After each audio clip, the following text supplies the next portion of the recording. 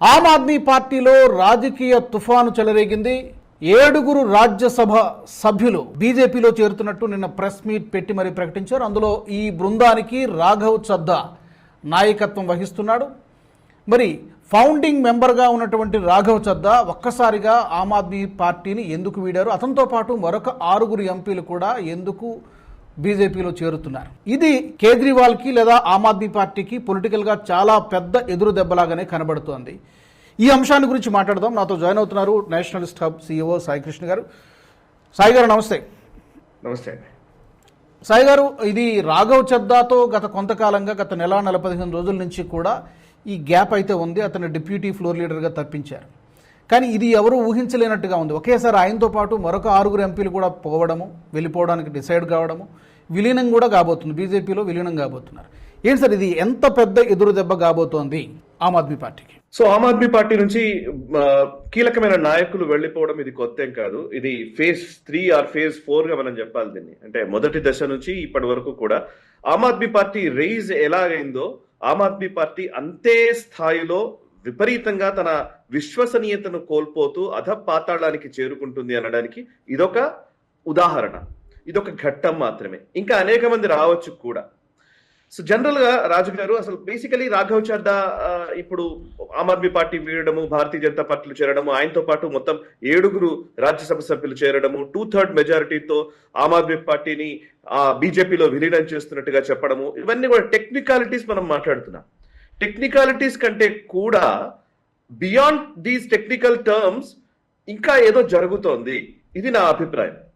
ఏంటి అది అని అంటే గనక, భారతీయ జనతా పార్టీ చేస్తున్నటువంటి ఆపరేషన్ లోటస్ లో భాగంగా ఇది జరుగుతోందా, లేదు అనంటే అరవింద్ కేజ్రీవాల్ గతంలో, అంటే పోయిన సంవత్సరం నాకు తెలిసి ఒక 2-3 నెలల క్రితమో ఏమో ఒక స్టేట్మెంట్ ఇచ్చాడు.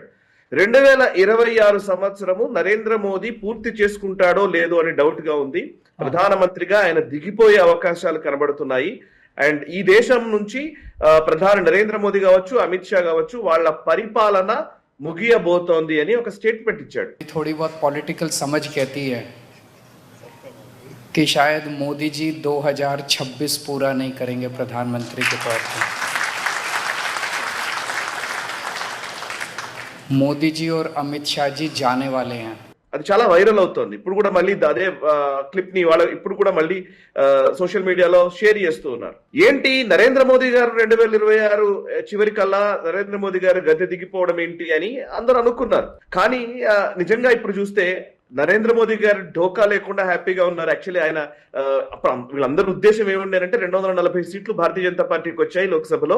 సో ఏదో ఒక ఎప్పుడో ఒకసారి నితీష్ కుమారో లేకపోతే చంద్రబాబు నాయుడు గారో ఎవరో ఒకళ్ళు హ్యాండ్ ఇస్తారు, వాళ్ళు వెళ్ళిపోతారు. సో ప్రభుత్వం కూలిపోతుంది అని అనుకున్నారు. ప్రభుత్వం కూలిపోకపోయినా ప్రధాని నరేంద్ర మోదీగా ప్రధానమంత్రిగా ఆయన ఉండకుండా ఆయన పక్క జరిపి ఇంకేదో నాయకుడిని తీసుకొస్తారు అని ఒక ఆశాభావ దృక్పథంతో అందరూ వ్యాఖ్యలు చేశారు. కానీ అలాంటిదేం కనిపించట్లేదు. చంద్రబాబు నాయుడు గారు అన్ని బిల్లులకి మద్దతు ఇస్తున్నారు, చాలా అద్భుతంగా మాట్లాడుతున్నారు. నితీష్ కుమార్ గారు అయితే ఏకంగా తన ముఖ్యమంత్రి పదవినే వదులుకున్నారు, ఆయన హ్యాపీగా రాజ్యసభకు వచ్చి కూర్చుంటున్నారు. సో బట్ వేరాజ్ ఏదైతే ఆ స్టేట్మెంట్ చేసినటువంటి అరవింద్ కేజ్రీవాల్ ఉన్నాడో అతని పార్టీయే ఇవాళ కొలాప్స్ అవ్వడానికి సిద్ధంగా ఉన్నట్టుగా స్పష్టంగా కనబడుతోంది. సో ఇప్పుడు మీరు ఇందాక చెప్పారు, రాఘవ్ చద్దాతో పాటు మరో 6 మంది, మిగతా 6 కూడా ఉన్నారు. ఇందులో కీలకమైనటువంటి వ్యక్తులు వీళ్ళంతా చిన్నవాళ్ళేం కాదు. రాఘవ్ చద్దా, సందీప్ పాఠక్, అశోక్ మిట్టల్, హర్భజన్ సింగ్, స్వాతి మలీవాల్, విక్రమ్ సహ్నాయ్, అదేవిధంగా రాజేందర్ గుప్తా. సందీప్ పాఠక్ గురించి మనం మాట్లాడుకోవాలి మిగతా వాళ్ళందరికంటే కూడా. Sandeep Pathak brain of Aam Aadmi party అంటారు నిజానికి చెప్పాలంటే. ఆయన ఇంటర్నల్ మ్యాన్. రాఘవ్ చద్దా ఎలాగంటే ఇప్పుడు అరవింద్ కేజ్రీవాల్ CEO అయితే రాఘవ్ చద్దా CFO. సో మొత్తం ఫైనాన్సెస్ అన్ని కూడా రాఘవ్ చద్దానే చూసుకుంటూ వచ్చాడు. ఆయన మామూలుగా ఏదో ఒక ఎంపీ బయటకు వచ్చేసాడని చెప్పడానికి లేదు. అరవింద్ కేజ్రీవాల్ రైజ్ లో, ఆమ్ ఆద్మీ పార్టీ ఎదుగుదలలో రాఘవ్ చద్దా పాత్ర, సందీప్ పాఠక్ పాత్ర చాలా కీలకమైంది. అండ్ ఇంకోవైపు ఇందులో వచ్చిన వాళ్ళలో స్వాతి మలీవాల్ ఉన్నారు. స్వాతి మలీవాల్ ఇంతకు ముందే ఆమె ఆమ్ ఆద్మీ పార్టీ మీద చాలా రోజులకెళ్ళి విమర్శలు చేస్తూ ఉన్నారు. ఆమె మీద స్వయంగా ముఖ్యమంత్రి నివాసంలోనే దాడి జరిగింది, ఆమె పైన లైంగిక దాడి జరిగింది అని ఆమె ఆరోపణలు చేశారు బయటకు వచ్చి. కనీసం అరవింద్ కేజ్రీవాల్ రెస్పాండ్ కూడా కాలేదు. ఆమె అరవింద్ కేజ్రీవాల్ నమ్ముకొని వచ్చినటువంటి వ్యక్తిని కనీసం పట్టించుకోలేదు. సరే, ఇప్పుడు రాఘవ్ చద్దా విషయానికి వస్తే, రాఘవ్ చద్దా ఎంత కీలకమైన వ్యక్తో తెలిస్తే ఆయన ఆమ్ ఆద్మీ పార్టీ నుంచి బయటకు రావడం ఎంత వినాశమో ఆమ్ ఆద్మీ పార్టీకి మనకు అర్థమవుతుంది. నెంబర్ 1, ఆయన chartered accountant. London school of economics లో ఆయన చదువుకుని వచ్చాడు. 26 ఏళ్ల వయసులో ఆమ్ ఆద్మీ పార్టీకి ట్రెజరర్ గా బాధ్యతలు నిర్వర్తించాడు. సో అంటే వెల్ రెడ్ పర్సన్, చదువుకున్నవాడు. సరే, చదువుకున్నవాడు and at the same time Aam Aadmi పార్టీకి సంబంధించి మొదటి దశలో వాళ్ళు ఫండ్ రైజ్ చేశారు. అన్నా హజారే మూమెంట్ నుంచి బయటకు వచ్చిన తర్వాత ఆమ్ ఆద్మీ పార్టీ రైజ్ అవ్వడం కోసం వాళ్ళు మేము ప్రజల దగ్గరికి వెళతాము, నిధులు సేకరిస్తాము, ఆ నిధుల ద్వారానే మేము రాజకీయాలు చేయబోతున్నాము, మా దగ్గర డబ్బులు లేవు, మేము డబ్బుల కోసం రాలేదు ఈ పార్టీలోకి, ఈ పార్టీని పెట్టలేదు, సో మేము నిజాయితీగా పనిచేయాలనుకుంటున్నాము, మా కోసం మీరు సపోర్ట్ చేయండి అని ఒక క్యాంపెయిన్ చేశారు. ఆ క్యాంపెయిన్ అరవింద్ కేజ్రీవాల్ చేసినప్పుడు రాఘవ్ చద్దానే మెయిన్ నిధులకు సంబంధించినటువంటి అన్ని అంశాలు ఆయనే చూసుకున్నాడు. ఎన్ఆర్ఐలు, విదేశాల్లో ఉన్నటువంటి ప్రవాస భారతీయుల నుంచి వచ్చేటువంటి నిధులు కావచ్చు, విదేశాల్లో ఉన్నటువంటి చాలా మంది శక్తులు కావచ్చు, ఫస్ట్ లో కేవలం ఫండ్స్ మాత్రం, డొనేషన్స్ మాత్రం తీసుకున్నారు. అండ్ అరవింద్ కేజ్రీవాల్ మొదట్లో మీకు గుర్తుండి ఉంటే అప్పట్లో ఆయన వ్యాగనార్ కార్ లో వచ్చేవాడు, వ్యాగనార్ కార్ లో తిరిగేవాడు, ఒక మఫ్లర్ కట్టుకొని. అంటే నిజంగా పాపం సామాన్యమైనటువంటి వ్యక్తి ఇతను అని అనిపించే విధంగా ఆయన వ్యవహార శైలి ఉండేది, వైఖరి ఉండేది.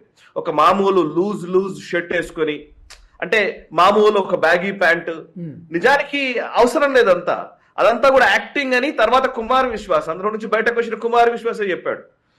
సో నేను దాని నుంచి మళ్ళీ తర్వాత మనం మాట్లాడదాం. బట్ వేరే first Raghav Chadha London school of economics లో చదువుకొని వచ్చినటువంటి వ్యక్తి. And Delhi assembly elections 2020 Delhi assembly elections కావచ్చు, 2022 పంజాబ్ అసెంబ్లీ ఎలక్షన్స్ లో కీలకంగా ఈ ఫండ్స్ మేనేజ్ చేసినటువంటి వ్యక్తి. ఎలక్షన్ ఫండ్ ని మేనేజ్ చేయడం అంటే మీరు అర్థం చేసుకోండి ఎంత సీరియస్ జాబ్ ఉంటుందో. అండ్ అన్ని ముఖ్యంగా పంజాబ్ ఎలక్షన్స్ లో విజయం సాధించినప్పుడు, ఢిల్లీ ఎలక్షన్స్ లో విజయం సాధించినప్పుడు బ్యాక్ ఎండ్ లో డబ్బుల్ని మేనేజ్ చేసినటువంటి వ్యక్తి.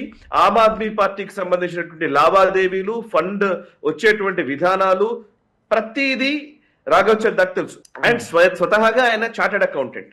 ఇంకా మీరు అర్థం చేసుకోండి ఇప్పుడు ఎంత డ్యామేజ్ ఆమ్ ఆద్మీ పార్టీకి జరుగుతుందో. ఇక రెండవది సందీప్ పాఠక్. ఆయన ఆమ్ ఆద్మీ పార్టీ ఇంటర్నల్ గా స్ట్రాటజీ మేకింగ్ లో కీలక పాత్ర వహించినటువంటి వ్యక్తి సందీప్ పాఠక్. సో ఆమ్ ఆద్మీ పార్టీ తీసుకున్నటువంటి మేనిఫెస్టో దగ్గర నుంచి, వాళ్ళ ఆలోచనల దగ్గర నుంచి, వాళ్ళ క్యాంపెయినింగ్ మోడల్ దగ్గర నుంచి, నినాదాల దగ్గర నుంచి చాలా వరకు సందీప్ పాఠక్ పాత్ర ఉంటుంది.